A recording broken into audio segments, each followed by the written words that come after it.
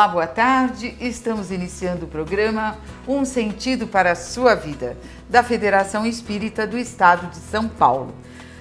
Continuando as palestras especiais do Congresso Espírita, nós trouxemos hoje para vocês Marcel Souto Maior, que é um grande pesquisador do Espiritismo, jornalista da Rede Globo, que pesquisou não só a vida de Chico Xavier, como também de Kardec.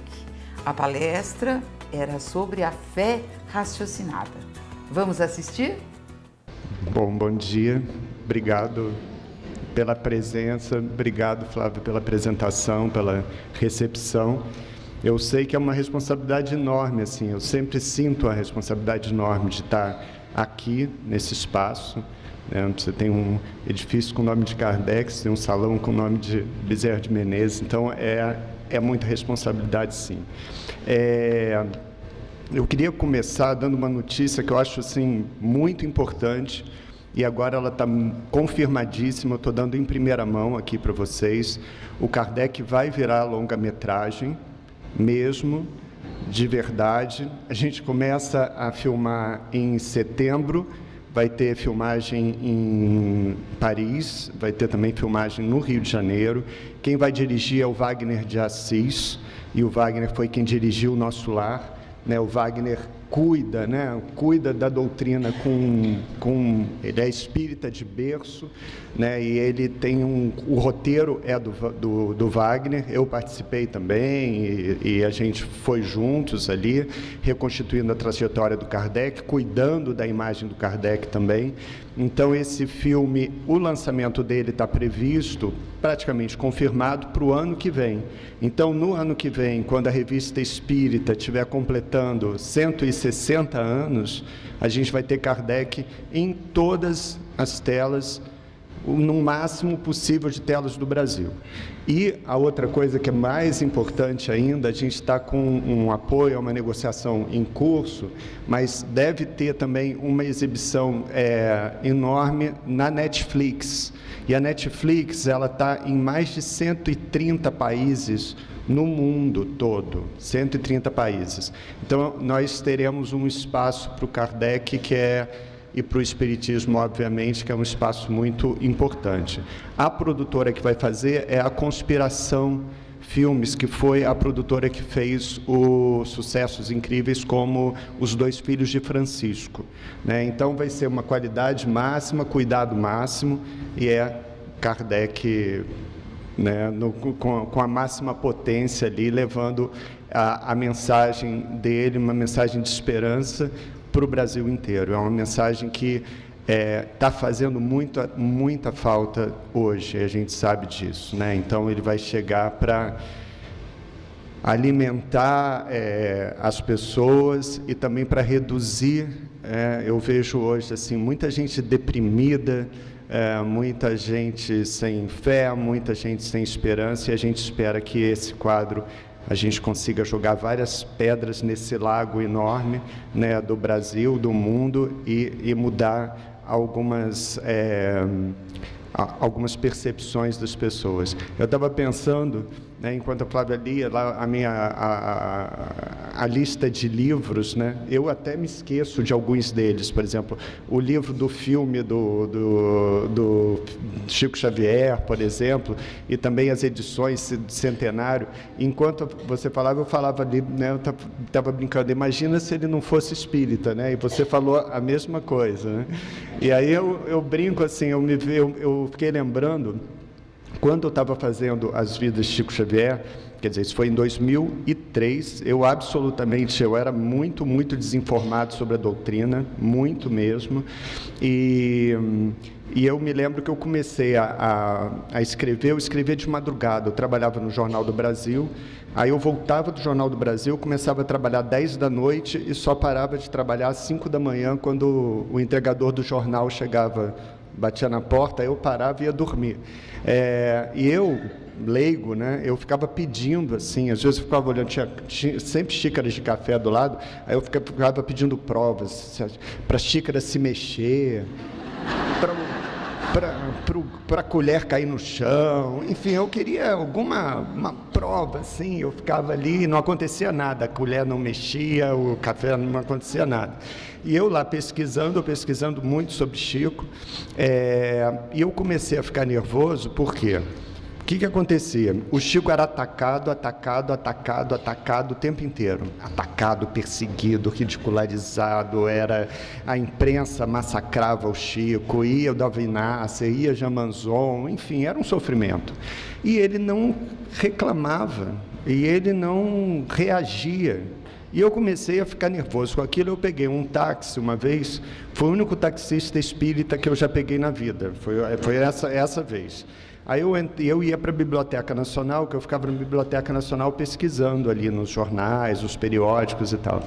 E eu falei com um taxista, eu falei, olha, eu estou escrevendo o livro e eu estou muito preocupado, assim, eu acho que eu vou ter que fazer uma defesa do Chico. Em algum momento eu vou ter que abrir um capítulo e falar, olha, ele estava ali lutando pelas pessoas, ele estava escrevendo os livros, abrindo mão dos direitos de publicação de todos os livros. Aí ele olhou para mim e falou muito sério, falou assim, não, você não pode defender o Chico, de jeito nenhum, você tem que ser jornalista, você tem que ser repórter, porque senão você vai começar a fazer um livro espírita, você tem o seu trabalho é fazer um livro jornalístico. E aí eu falei, ele é coautor do livro, esse taxista, né? Porque eu nunca mais encontrei, mas ele me ajudou a me manter no tom, né? A ter esse cuidado. Então, às vezes eu brinco assim, falo, você não é espírita, pode ser que eu seja um agente secreto do espiritismo, né? Porque eu acho assim que realmente tem, o Emmanuel falava, né, que a maior caridade que você pode fazer para o espiritismo é divulgar o espiritismo, né? E enquanto eu pesquisava a vida do Kardec, eu me identificava também com algumas experiências dele. Então, uma delas que eu vou dividir com vocês, nesses anos todos eu olho para trás, assim, eu penso, o que mais me marcou? Assim,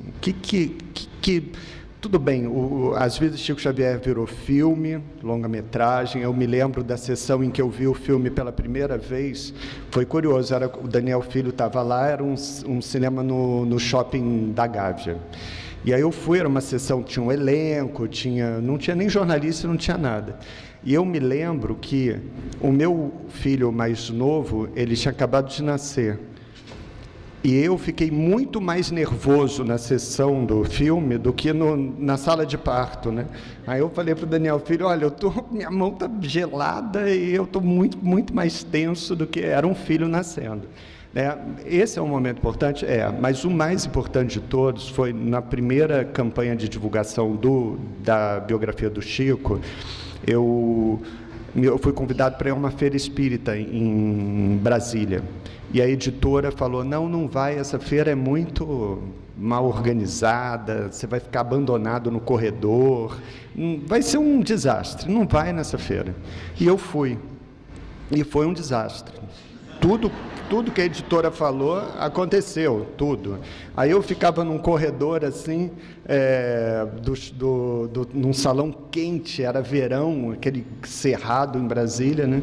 E aí eu ficava num corredor assim, as pessoas passavam, viravam o rosto, ninguém sentava, não acontecia nada.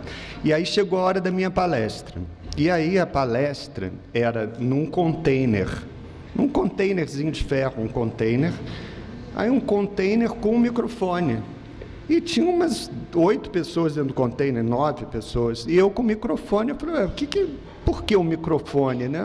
Posso falar 8 pessoas num container? Aí quando eu comecei a falar, começou um show de pagode do lado de fora.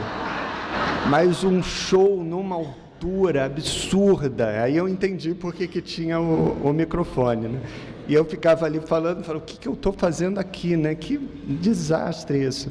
Aí terminou, tinham 2 moças, muito simples assim, duas das 8 pessoas eram essas moças, e aí elas se aproximaram e ela falou para mim, uma delas virou e falou assim, olha, Marcelo, eu moro em Taguatinga, cidade satélite, Peguei 2 ônibus para vir aqui, para dizer o seguinte: eu ia me matar, li seu livro e desisti. Isso não tem preço. Isso não tem preço. Aí eu entendi o que eu fui fazer ali. E o que isso tem a ver com Kardec? Isso tem tudo a ver com Kardec.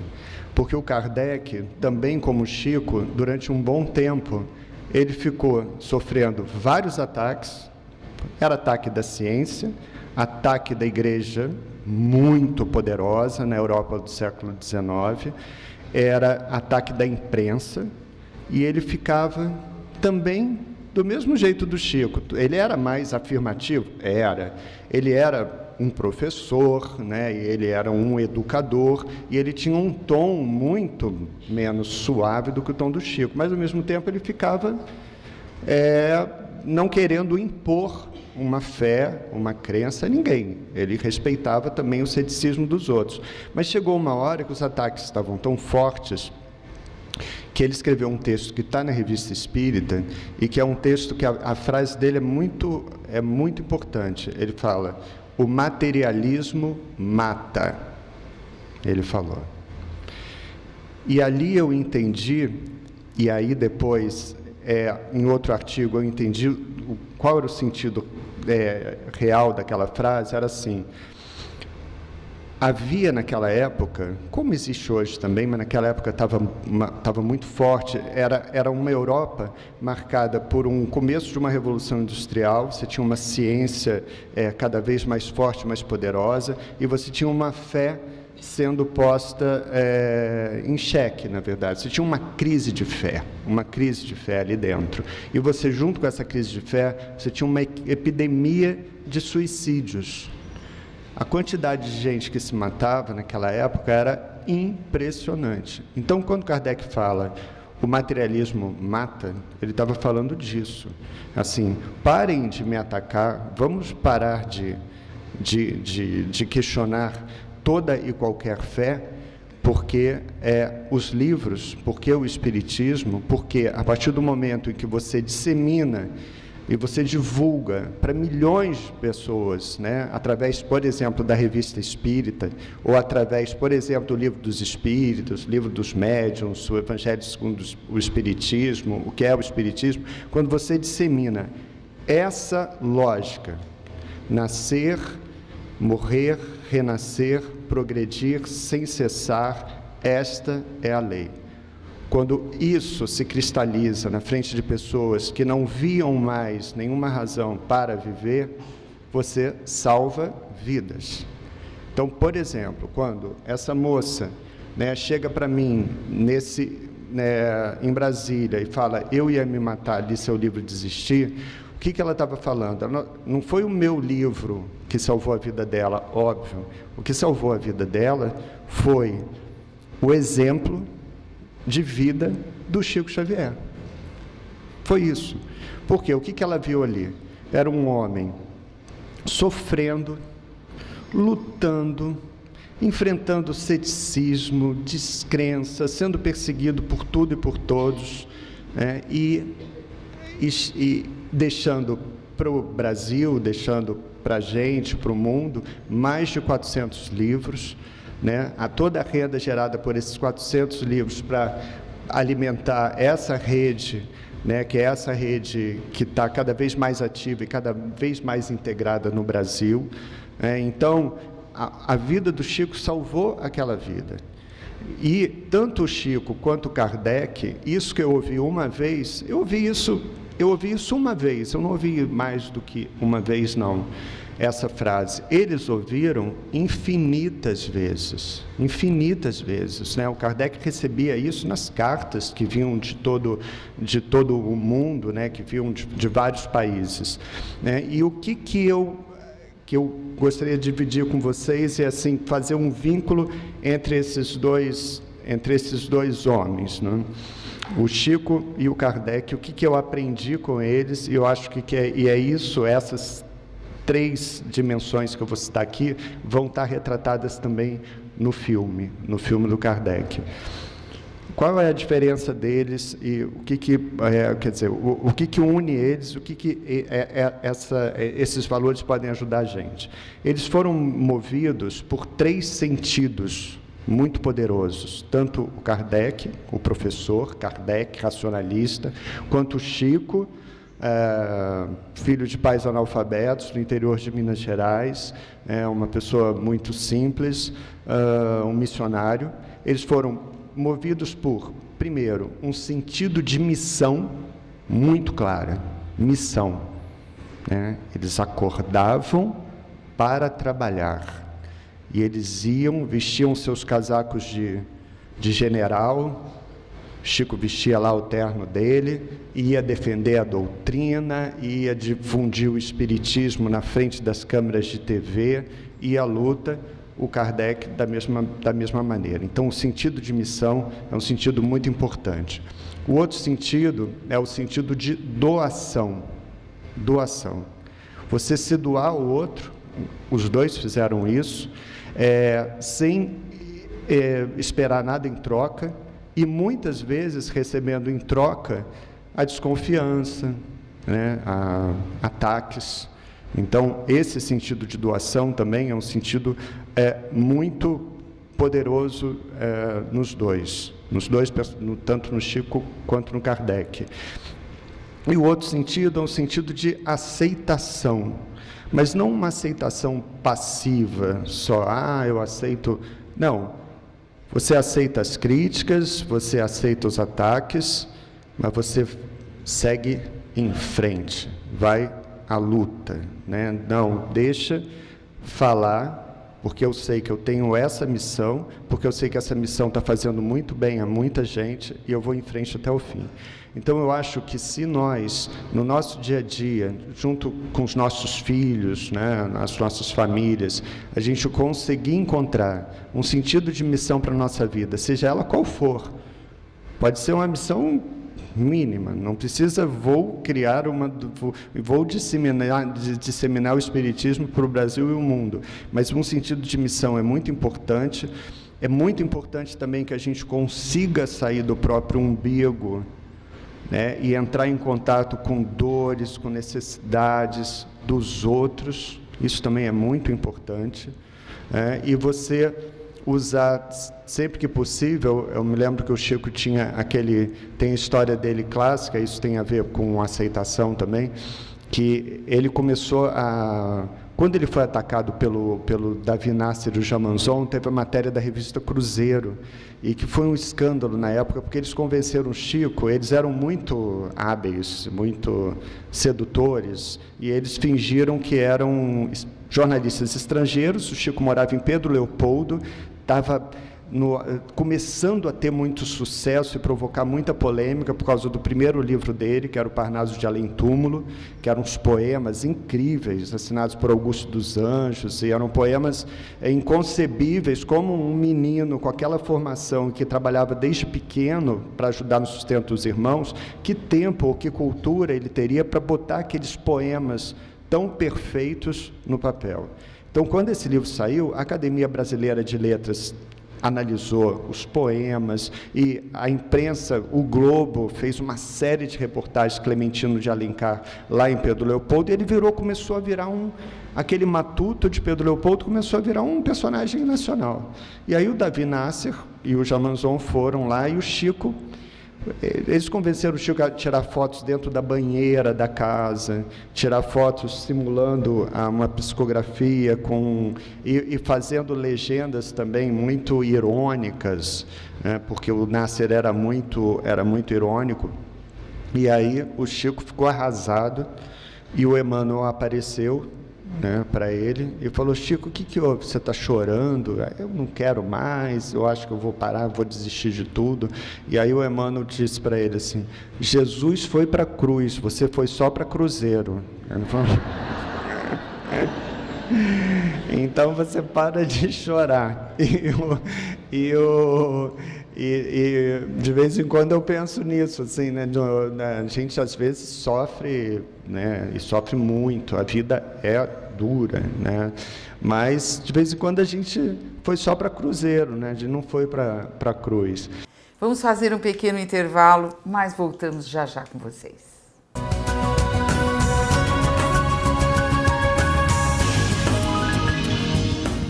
Caros amigos telespectadores da TV Aberta, a Federação Espírita do Estado de São Paulo, que apresenta o programa Um Sentido para a Sua Vida, tem muitas novidades para você. Agora vamos apresentar o programa no formato que vocês estão acostumados a assistir, com palestras, entrevistas, pintura mediúnica, depoimentos e comentários de filmes sobre fenômenos mediúnicos, todos na sexta-feira, às 14 horas, com reprise aos domingos, às 16 horas. Mas a grande novidade para você, que é de centro espírita, que precisa ter uma sala de aula para os seus alunos, poderá assistir às 8 horas da manhã no sábado e também com reprise às 11 horas da noite na quarta-feira. Nossa intenção é divulgar o verdadeiro espiritismo para todo o Brasil e para o mundo, através da tvaberta.tv.br, online para você.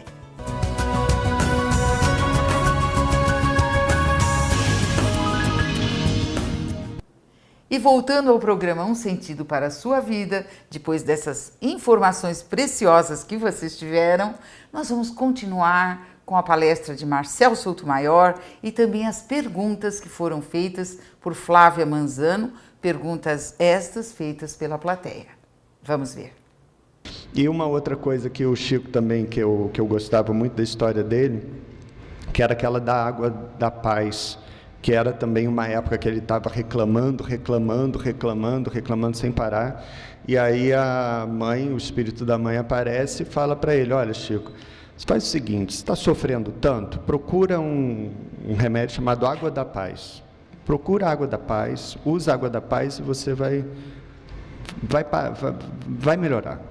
E aí um tio dele foi para Belo Horizonte, lá em Pedro Leopoldo não tinha água da paz nas lojinhas, e aí o tio foi, voltou, falou: não tem isso de água de paz, da paz. Aí ele voltou a se encontrar com a mãe: olha, mãe, eu não estou achando água da paz. Ela falou: olha, pode ser água da torneira ou da pia mesmo, você põe na boca e você só engole depois que a vontade de reclamar tiver passado. Quer dizer, você é uma maneira assim, para de reclamar e trabalha. Então eu acho que os dois, tanto o Chico quanto o Kardec, eles são muito parecidos nesses 3 pontos, tanto que de vez em quando vem essa polêmica, que é uma polêmica que não leva a nada, que é o Chico seria a reencarnação do Kardec. E aí eu me lembro já fui perguntado sobre isso também, tudo, e aí eu me lembro que o Chico falava assim: olha, às vezes as pessoas chegavam e falavam: Chico, eu estou sofrendo tanto, o que será que está... Será que o que eu fiz em vidas passadas que pode estar... Por que eu estou sofrendo tanto? Queria uma explicação religiosa para os sofrimentos de agora. Ele falava assim: olha, se preocupa só com essa vida. Não fica pensando em vidas passadas, não. Cuida dessa, porque essa já dá trabalho demais, né? Então, você ficar pensando o que vai ser do futuro, ou o que vai ser o que eu fui no passado, por que eu estou sofrendo o que eu estou sofrendo, você acaba perdendo, né, o vínculo com o aqui e agora, que é quando a gente tem a oportunidade de realmente fazer a diferença na nossa vida, fazer a diferença na vida dos outros. Uma outra história que eu gosto, assim, e que eu vejo um ponto de ligação forte entre o Chico e o Kardec. Eu me lembro que o Chico, uma vez eu assisti a uma conversa dele com um senhor que era um fazendeiro, ele já bem idoso e tudo, e tinha um fazendeiro que eu até conhecia, porque para você atravessar a fazenda do fazendeiro em Goiânia, de monomotor, você demorava mais ou menos uns 25 minutos, só para cruzar as terras dele, de monomotor. Então era um fazendeiro conhecido, muito rico, e ele estava falando com o Chico: olha, Chico, eu estou nada me faz feliz. Eu tenho uma família maravilhosa, filhos maravilhosos, tenho tudo que o dinheiro pode comprar. Se eu quiser ir amanhã para a Europa e ficar um ano lá, eu posso, mas eu sou muito infeliz. Eu sou muito infeliz, sou muito deprimido. E aí o Chico falou para ele: o que falta ao Senhor é a alegria dos outros. Que é o quê? Doar-se ao outro. Ele estava voltado para valor material só, ou para o próprio grupo, para a própria família. Então, o que falta ao Senhor é a alegria do outro. Eu me lembro que quando eu acompanhei Mães Enlutadas, eu fiz um livro, Por Trás do Véu de Ísia, sobre uma mãe que perdeu os 2 filhos e que saiu pelo Brasil buscando provas, evidências da sobrevivência desses filhos em outro plano. E eu conto essa trajetória, esse sofrimento dela todo, e eu me lembro que quando eu terminei o livro, era assim, quando eu comecei a visitar alguns centros, vários centros, eu percebi que em alguns centros a psicografia ela não era, as mensagens não podiam ser autênticas ou não autênticas. Eu encontrei também linhas, às vezes a pessoa se engana, é o inconsciente operando, às vezes a pessoa escreve uma carta para consolar aquela mãe em desespero, então até o inconsciente, opera para que aquela carta seja entregue, são mensagens quase que encomendadas. E eu me lembro que eu tive uma crise minha fé é assim, ela é meio a fé de Kardec, né? Então é essa fé raciocinada, sofrida. Então eu acredito, deixo de acreditar. Aí de manhã eu estou acreditando muito, no fim da tarde eu já estou mais ou menos, e eu fico nessa gangorra.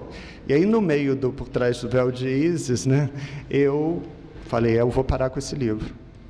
Vou parar, porque eu estou vendo muita mensagem que não é mensagem, e eu não tô gostando disso. Eu tinha escrito a biografia do Chico, então eu não podia, depois da biografia do Chico, escrever um livro em que eu falasse para mães e para pais enlutados: olha, cuidado com psicografia, atenção, eu precisava de verdade, eu não podia terminar o livro com uma mensagem tão deprimente, na verdade. E aí eu fui a um centro no Rio de Janeiro, que era da Dona Célia. Dona Célia, depois eu descobri, o Chico falava que era a principal médium do Brasil. Depois eu descobri isso. O que era a Dona Célia? Dona Célia era uma senhorinha desse tamanho, assim. Ela ficava num palco, assim, um galpão, perto de uma favela do Rio de Janeiro, lá em Bangu, na zona norte da cidade, um galpão lotado de caravanas vindas de todo o Brasil. Você via nas camisas de muitos pais e mães as fotos dos filhos, que já tinham ido embora, e você via o quê? Muita dor, muita dor. E eu fui para lá com essa mãe, minha personagem, a mãe que estava em busca das mensagens dos filhos, 2 filhos mortos. Sentamos lá e a Dona Célia ficava 3 horas seguidas falando assim: João Alfredo de Alcântara Aguiar, tem algum João Alfredo de Alcântara Aguiar aqui? Aí alguém falava: sou eu, vem para cá, meu filho. Aí a pessoa ficava aqui, aí ela falava tudo que vocês pudessem imaginar. Olha, eu estou aqui com a moça, ela é desse tamanho assim, ela é a Maria Regina, ela está dizendo que o documento do terreno de Macaé está na casa da sua irmã, que está na gaveta da esquerda do não sei o quê. Era uma coisa absolutamente impressionante. O que acontecia com isso? Todas as mensagens eram gravadas, eram degravadas. No dia que eu estava lá, eu contei 384, mais ou menos isso, informações que ela passava, números de escritura, endereços, tudo. E aí eu me lembro que eu escrevi o capítulo escrevi o capítulo final e dei para minha mulher ler. Minha mulher é jornalista, que nem eu, mas ela é assim muito cética. Ela é pior do que eu, mas é uma coisa inacreditável. Aí eu dei o capítulo, ela leu o capítulo sobre a Dona Célia. Ela olhou e falou: que isso? Isso é absurdo, isso. Isso não tem nada a ver, Marcelo. Você não, isso é verdade? Como pode isso? Aí eu falei: olha, a Dona Célia, ela não usa nem brinco, ela não usava brinco para não acharem que ela estava usando ponto eletrônico e que as informações pudessem chegar para ela. Ela não usava. E o assessor dela era um grande amigo meu, que é amigo até hoje, um jornalista, muito sério, assessor 20 anos.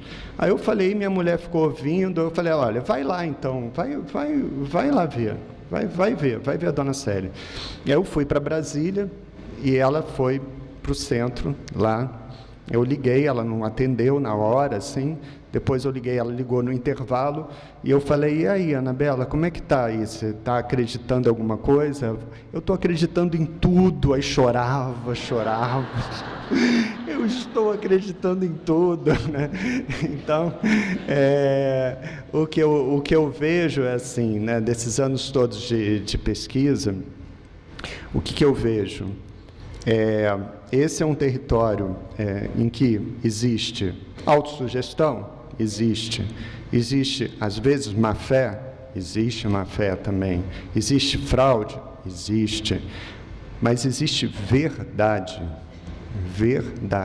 Então, é isso, né, o que eu falo para os meus amigos jornalistas céticos, o que eu falo quando vou em televisão e tudo, é preciso respeitar a fé.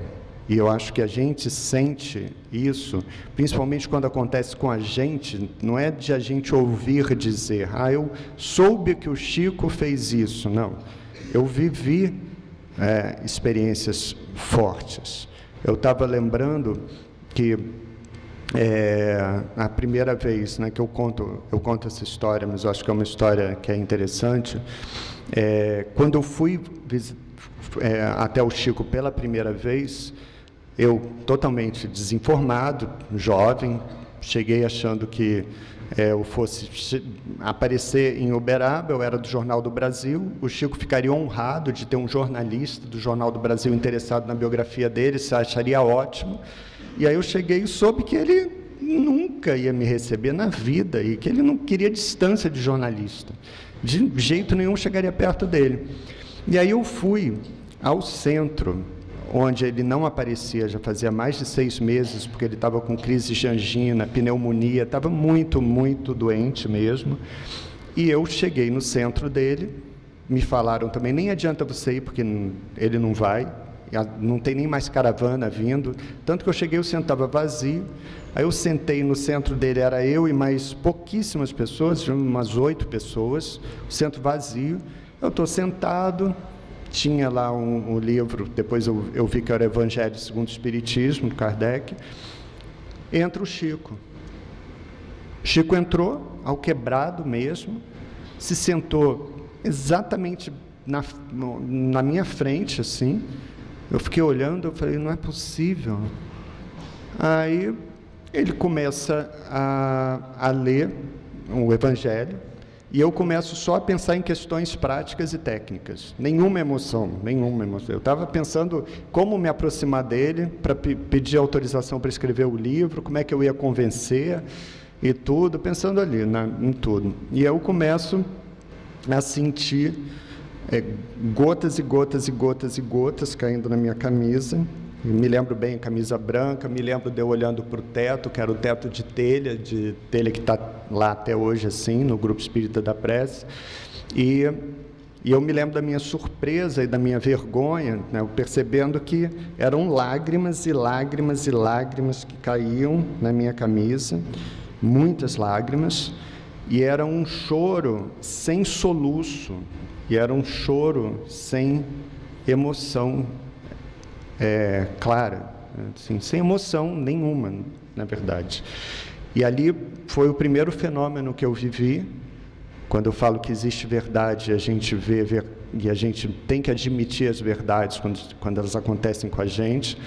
E aí, no dia seguinte, eu usei um truque que eu não usaria hoje para entrar na casa do Chico, porque ninguém queria que eu chegasse perto da casa do Chico, e eu falei que eu trabalhava para a Veja, e que eu estava fazendo um painel sobre espiritismo no Brasil, e que queria conversar com o Vivaldo, que era o filho adotivo dele, que catalogava a obra do Chico. Ele datilografava mensagens psicografadas, organizava os livros e tudo, e o Vivaldo morava num anexo, nos fundos da casa do Chico, um quartinho.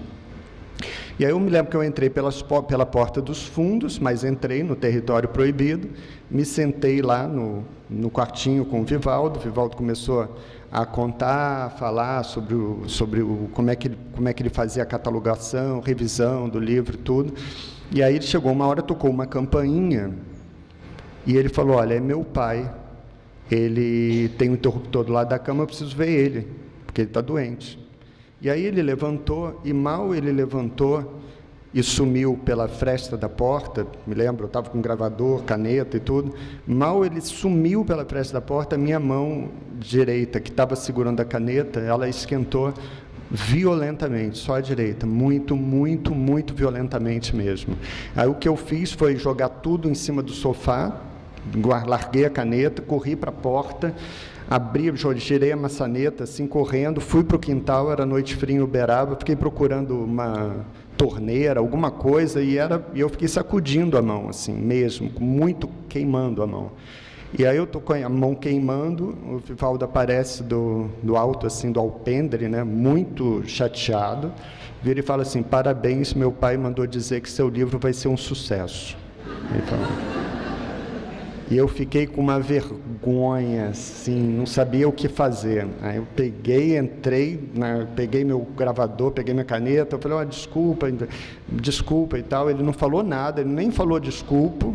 Peguei meu bloquinho, fui embora, sumi.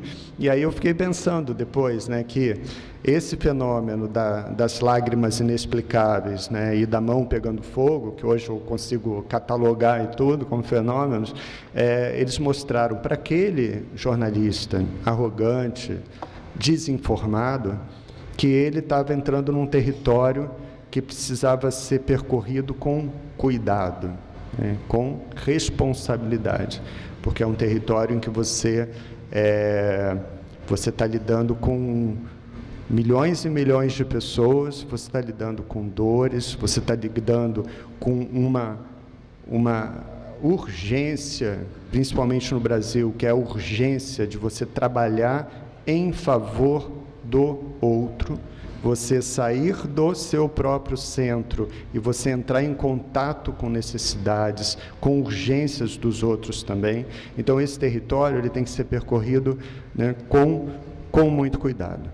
E eu sei que a gente vai ter pergunta, né, agora e tudo, e eu acho que para terminar, eu vou repetir aquela frase do Kardec, que eu acho que é uma frase muito forte. Eu achava que ela era muito impositiva, eu não gostava dessa frase, nem um pouco.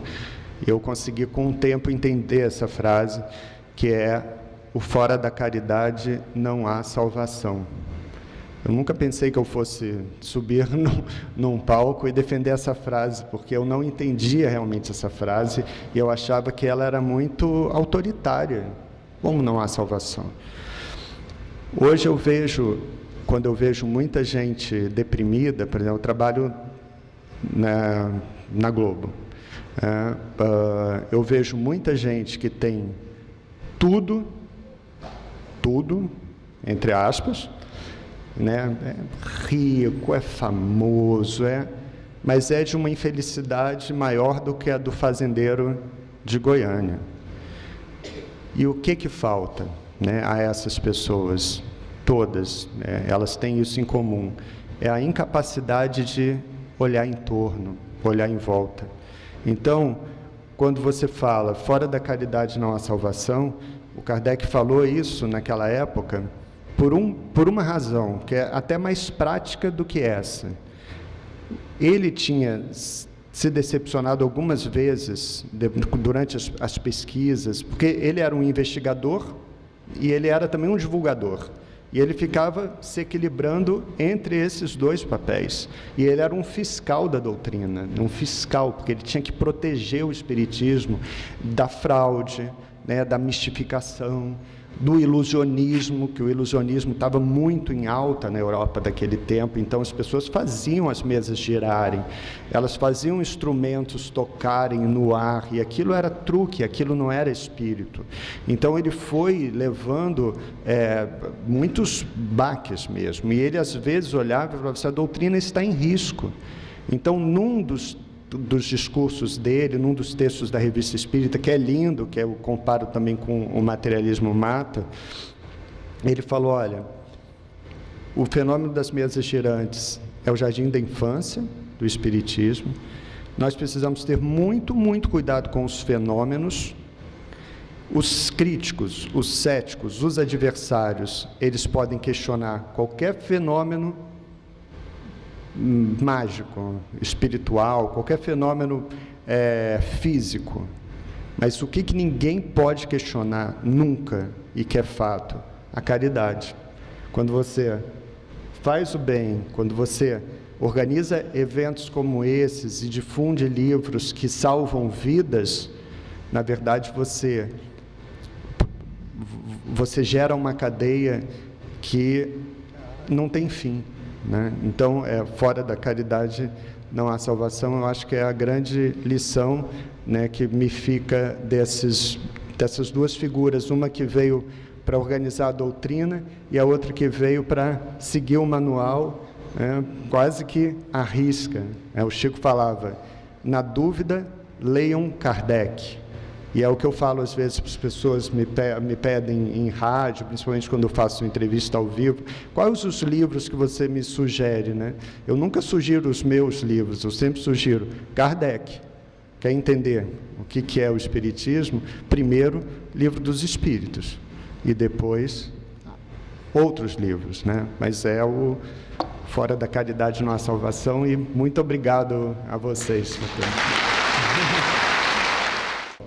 Marcel, você lançou a biografia do nosso querido Chico Xavier em 2003, quando já havia vários livros biográficos escritos por espíritas sobre Chico, mas nenhum deles cobrindo cronologicamente toda a vida do médium, e escrito por um jornalista não espírita. Quando o livro foi lançado, o Chico já havia desencarnado.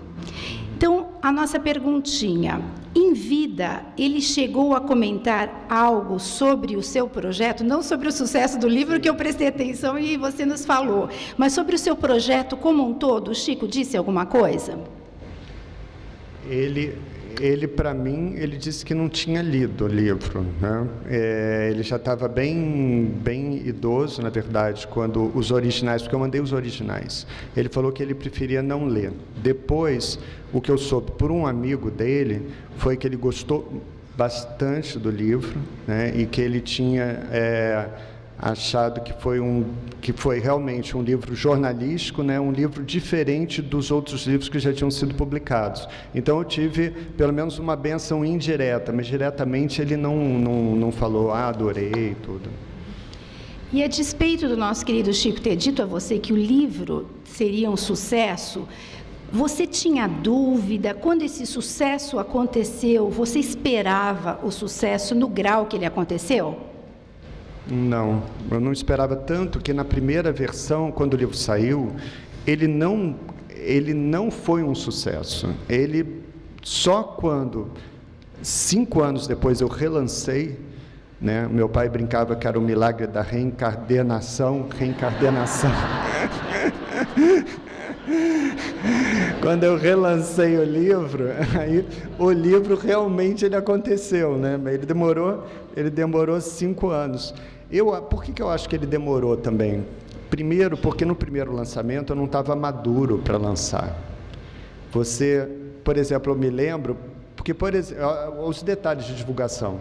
Se eu vou dar uma entrevista para um programa de TV ao vivo, na Globo, num local, ao vivo. Eu tenho 3 minutos, mas eu não sabia. Eu me lembro que às vezes eu entrava, eu menino ali tentando lançar os livros.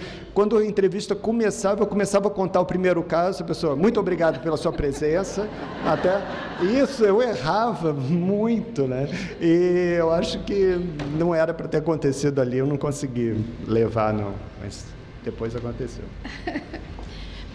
Quando você escreveu a biografia do Chico, havia muito material e muita gente para entrevistar, além de ser uma personalidade brasileira.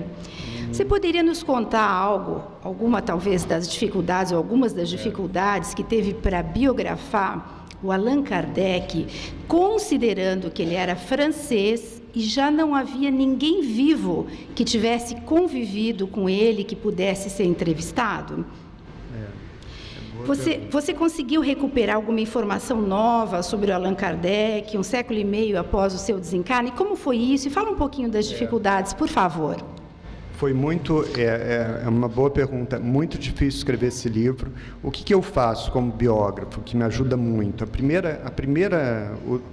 O truque número 1 é o seguinte: primeiro, eu mergulho em tudo que já foi publicado de principal sobre o personagem. Então, isso é o número 1.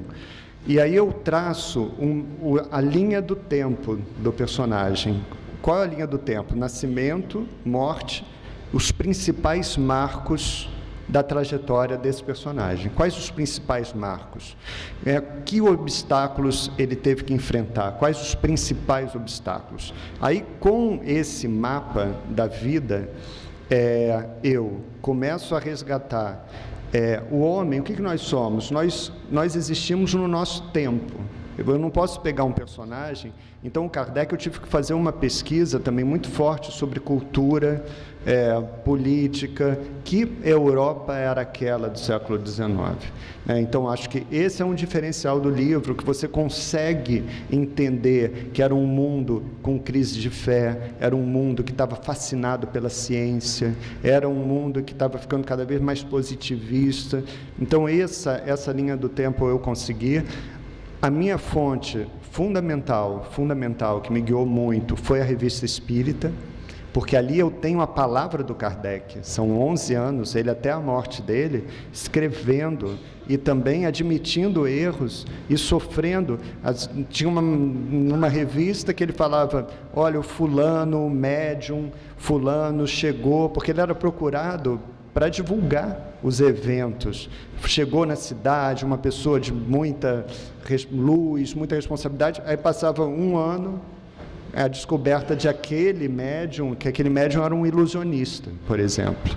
Então, isso eu conseguia, na leitura da Revista Espírita, eu consegui me colocar na pele do Kardec, até porque eu já tinha vivido um pouco essas experiências de fé, crise de fé, decepções. Eu me coloquei na pele dele e eu fui vivendo com ele as descobertas e as desilusões. Então, você tem uma reconstituição histórica e você tem o ponto de vista do Kardec pela Revista Espírita. Belíssimo trabalho, e eu acredito que tenha sido muito difícil, né, Marcel? Muito difícil. E porque é difícil também, porque assim, você tinha o Chico Xavier, Brasil, o Chico muito doce, né? O Parnaso de Além Túmulo é um livro incrível, né? Tem livros do Chico, são os romances históricos, então tem esse conteúdo. O Kardec, ele é mais seco, ele é mais técnico, né? E então, como extrair dali emoção na biografia do Kardec? Esse era o grande desafio, porque o Chico é cheio de fortes emoções, né? Cheio de amor. O Kardec é duro na queda, né? Então, foi difícil. E você poderia, uma pergunta um pouquinho mais pessoal, o conhecimento das vidas do Chico Xavier e do Allan Kardec mudou? O que mudou na sua vida? Mudou que eu acho que eu era mais do time dos tristes, assim, sabe?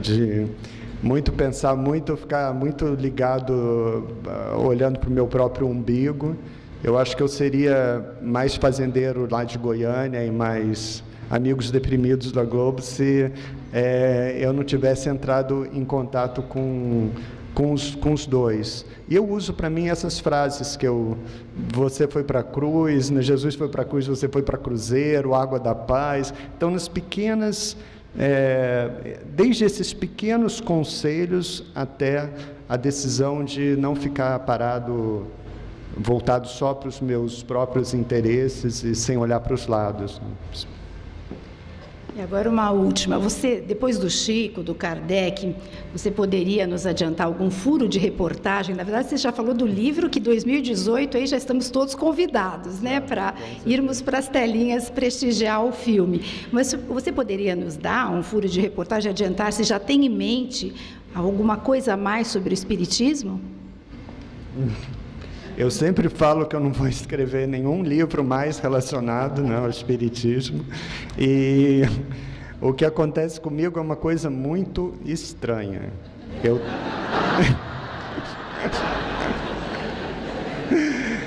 Eu vivo tentando escrever livros que não são relacionados com o Espiritismo. E todos empacam. Todos empacam. Então eu consegui tirar 2 meses de férias e eu falei, agora eu vou escrever meu romance. Não acontece nada. Então eu estou achando que eu não sei o que vai acontecer, mas que eu vou acabar escrevendo um novo livro sobre o Espiritismo. Vamos aplaudir o nosso queridíssimo Marcel Souto-Maior.